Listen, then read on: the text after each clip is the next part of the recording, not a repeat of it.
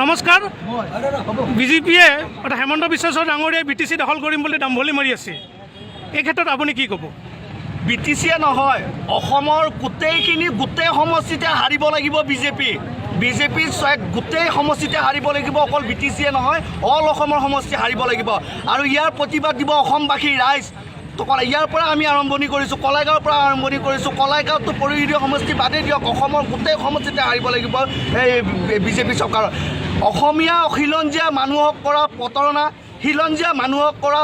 অত্যাচাৰ কোনো কাৰণত অসমীয়া ৰাইজে কোনো কাৰণত সহ্য নকৰে মূল্যবৃদ্ধিয়ে হওক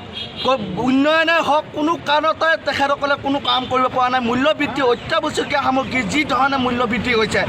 আজি সৰ্বসাধাৰণ মানুহ যে 1 কেজি পিঁয়াজ কিনিব নোৱাৰে 1 কেজি আলু কিনিব নোৱাৰে একফালে টকীয়া চাউল দিছে আনফালে তেওঁলোকে পিঁয়াজৰ মূল্য 80 টকা 90 টকা কৰিছে আলু কেজি 50 টকা 60 টকা কৰিছে কি কাৰণত কৰিছে এই জাতিৰ সংকটকালত আজি দুটাকৈ জাতীয় অনুষ্ঠান একত্ৰিত হৈছে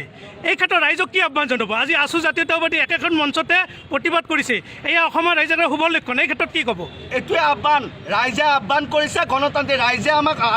নিৰ্দেশ দিছে ৰাইজৰ নিৰ্দেশত আছু যুৱ ছাত্ৰ পৰিষদ চলে আছু যুৱ ছাত্ৰ পৰিষদ ৰাইজৰ নিৰ্দেশত চলে ৰাইজে নিৰ্দেশ দিছে গণতান্ত্ৰিকভাৱে আন্দোলন কৰিবৰ কাৰণে গণতান্ত্ৰিকভাৱে আন্দোলন কৰিছোঁ আৰু গণতান্ত্ৰিকভাৱে আন্দোলন কৰি গৈ থাকিম ৰঞ্জিত দাসৰ সপোন BTC দখল কৰিম বুলি এই সপোন বাস্তৱত পৰিণত হ'বনে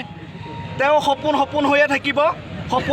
থাকিব কাৰণ ৰাইজে আমাক নিৰ্দেশ দিছে ৰাইজে গণতান্ত্ৰিকভাৱে আন্দোলন কৰিব দিছে গণতান্ত্ৰিকভাৱে আন্দোলন কৰিছে যোনদিনা যেতিয়ালৈকে আমাক ৰাইজে যি কৰিব দিব তেতিয়ালৈকে আছু যুৱ ছাত্ৰ পৰিষদে ৰাইজৰ মতে কাম কৰি গৈ থাকিব আছুৰ মঞ্চৰ পৰা কি ক'ব আপুনি আছুৰ মঞ্চৰ পৰা কি ক'ব হয় এই যে আজি বিজেপি চৰকাৰখনে আজি আমি পাহৰি ছাত্ৰ